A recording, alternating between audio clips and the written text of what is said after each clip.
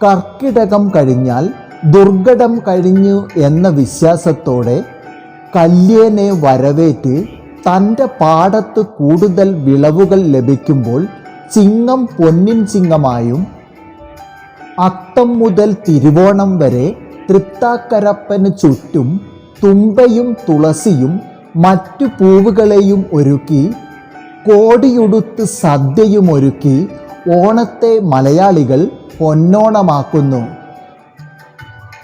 പണ്ട് മുത്തശ്ശി കഥ കേട്ടാണ് നമ്മൾ വളർന്നതെങ്കിൽ ഇന്ന് കാർട്ടൂണും ഗെയിമും കളിച്ച് വളരുന്ന കുട്ടികൾ ഒരു പക്ഷേ ഓണത്തിൻ്റെ ചരിത്രമോ പ്രാധാന്യമോ അറിഞ്ഞെന്ന് വരില്ല.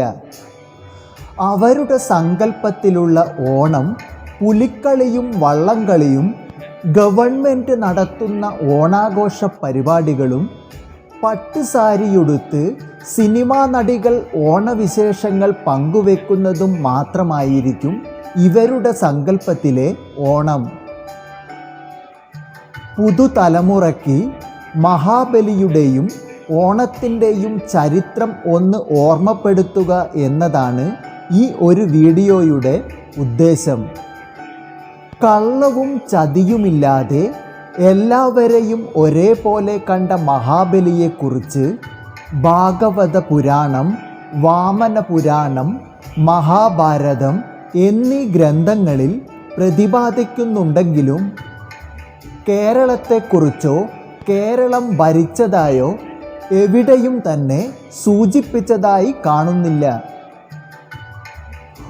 ഓണത്തെക്കുറിച്ചും മഹാബലിയെക്കുറിച്ചുമുള്ള കഥകൾ തലമുറകളായി കൈമാറി വന്ന ഐതിഹ്യ കഥകളാണ്.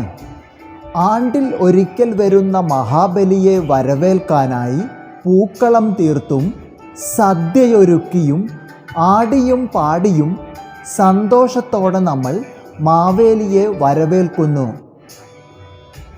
ഇനി നമുക്ക് മഹാബലിയുടെ ചരിത്രം തുടക്കം മുതൽ ഒന്ന് ചുരുക്കി പറഞ്ഞാലോ? മഹാബലി അസുരവംശത്തിൽ പിറന്ന് പരമവിഷ്ണുഭക്തനായ പ്രഹ്ലാദൻ്റെ പൗത്രൻ. യുദ്ധതന്ത്രത്തിൽ ശുക്രാചാര്യരുടെ അരുമ ശിഷ്യനായും 3 ലോകവും കീഴടക്കി ഇന്ദ്രപദവിയിൽ എത്തിയ മഹാരാജാവ്. ബ്രഹ്മാവിൻ്റെ മാനസപുത്രനും സപ്തഋഷികളിൽ പ്രധാനിയുമായ കശ്യപ മഹർഷി. ഭൂമിയിൽ പക്ഷിമൃഗാദികളുടെയും സസ്യജാലങ്ങളുടെയും സൃഷ്ടാവ്. വൈദിക ധ്യാന ശക്തിയിലും യജ്ഞത്തിലും അഗാധ പാണ്ഡിത്യമുള്ള കശ്യപ മഹർഷിയെ ജീവജാലങ്ങളുടെ പിതാവായിട്ടാണ് വിശ്വസിച്ചു പോരുന്നത്. ഒന്നിൽ കൂടുതൽ പരിണയം ചെയ്ത കശ്യപ മുനിയുടെ പത്നിമാരിൽ പ്രധാനിയാണ് ദക്ഷ പ്രജാപതിയുടെ പുത്രിമാരിൽ ദിതിയും അദിതിയും.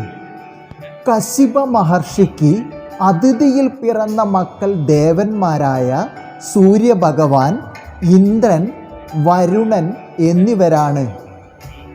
ദിതിയിൽ പിറന്ന മക്കൾ അസുരന്മാരായ ഹിരണ്യകശിപു, ഹിരണ്യാക്ഷൻ എന്നിവരാണ്.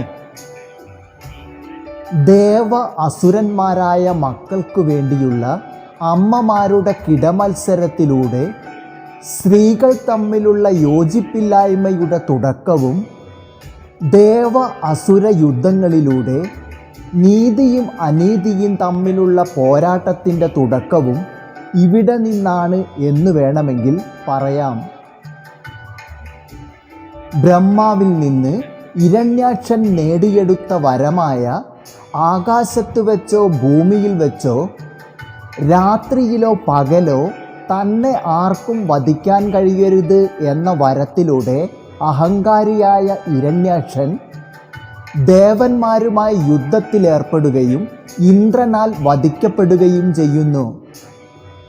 ഇതിൽ കോപാകുലനായ ഹിരണ്യകശിപു താനാണ് പരമേശ്വരനെന്നും തന്നെയാണ് ആരാധിക്കേണ്ടത് എന്നും സ്വയം പ്രഖ്യാപിക്കുകയും എന്നാൽ സ്വന്തം മകനായ പ്രഹ്ലാദൻ പോലും ഇത് അനുസരിക്കാതെ വന്നപ്പോൾ മകനെ പലതവണയായി വധിക്കാൻ ശ്രമിക്കുകയും നരസിംഹ അവതാരമെടുത്ത മഹാവിഷ്ണുവിൻ്റെ കഥ ഇതിഹാസ കാവ്യങ്ങളിലെ മഹത്തായ ഏടുകളാണ്. അസുരവംശക്കാരനായ പ്രഹ്ലാദൻ്റെ മകനാണ് വിരോചനൻ.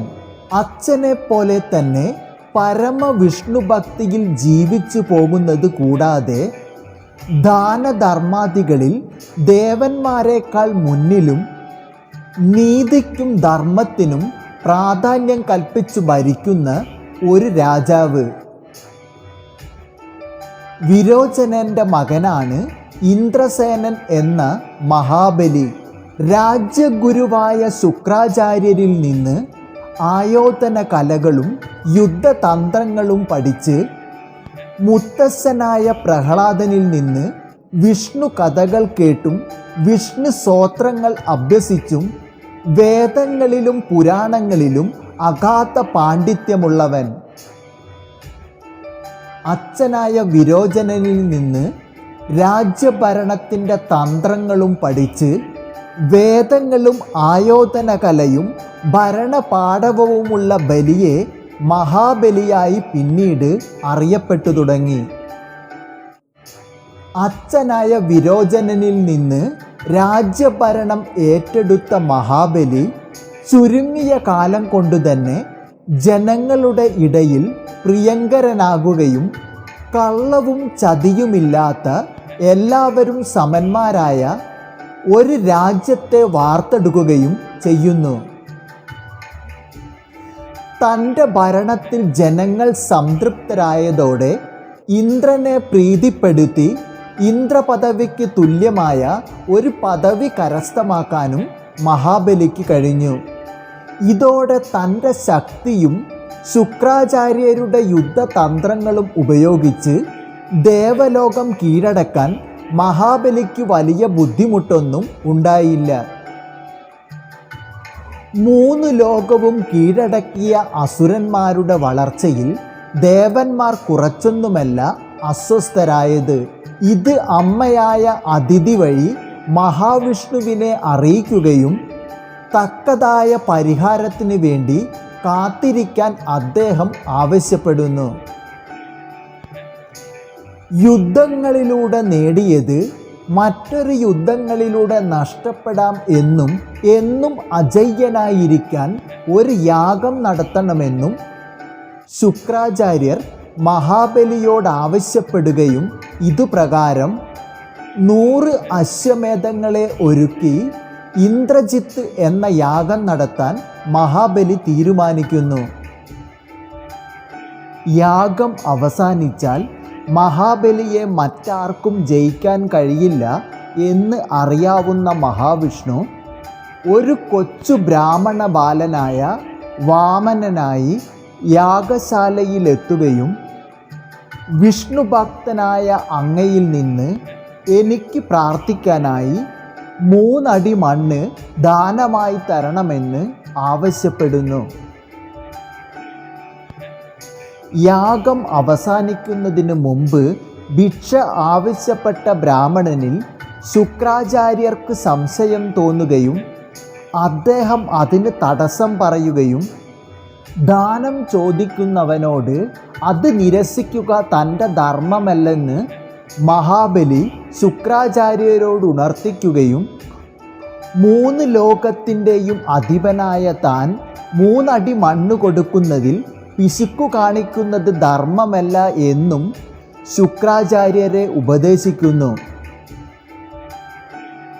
വാമനൻ തനിക്കാവശ്യമായ ഭൂമി അളന്നെടുക്കുന്നതിനായി ആകാശം മുട്ടെ വളരുകയും ആദ്യത്തെ കാൽപാദത്തിൽ ഭൂമിയും രണ്ടാമത്തെ കാൽപാദത്തിൽ ആകാശവും അളന്നപ്പോൾ ഇതു ഞാൻ ഹൃദയത്തിൽ ആരാധിക്കുന്ന മഹാവിഷ്ണുവാണെന്ന് മനസ്സിലാക്കിയ മഹാബലി ആണ്ടിലൊരിക്കൽ തൻ്റെ പ്രജകളെ കാണാൻ അനുവദിക്കണം എന്ന ആവശ്യവുമായി ശിരസ് കുനിച്ചു കൊടുക്കുകയും വാമനൻ മഹാബലിയെ പാതാളത്തിലേക്ക് ചവിട്ടിത്താഴ്ത്തി എന്നുമാണ് കഥ.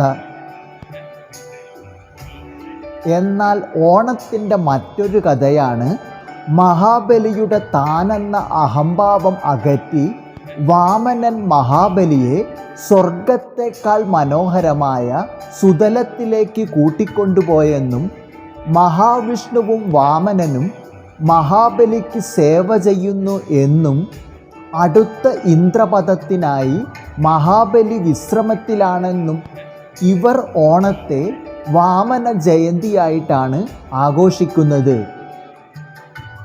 ഓണത്തെക്കുറിച്ച് മറ്റ് ഒട്ടനവധി കഥകൾ ഉണ്ടെങ്കിലും സമയക്കുറവ് കൊണ്ട് ഇവിടെ പ്രതിപാദിക്കുന്നില്ല. വീഡിയോ ഇഷ്ടപ്പെടുകയാണെങ്കിൽ മറ്റുള്ളവർക്ക് ഷെയർ ചെയ്യുക. മറ്റൊരു നല്ല വിഷയവുമായി വീണ്ടും കാണാം എന്ന പ്രതീക്ഷയോടെ നിങ്ങൾക്കോരോരുത്തർക്കും എൻ്റെ ഹൃദയം നിറഞ്ഞ ഓണാശംസകൾ. നന്ദി, നമസ്കാരം.